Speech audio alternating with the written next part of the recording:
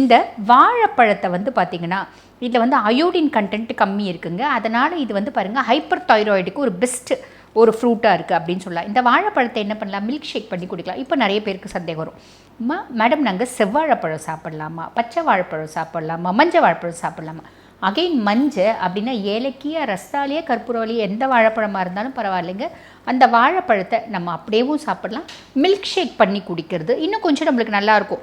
இப்போ சின்ன பசங்களாம் வந்து பாருங்கள் வாழைப்பழத்தை சாப்பிட்னா அடப்போமா டெய்லி வாழைப்பழம் குடிக்கிற சளிப்பு வருது அப்படின்ற மாதிரி கஷ்டப்படுறாங்க.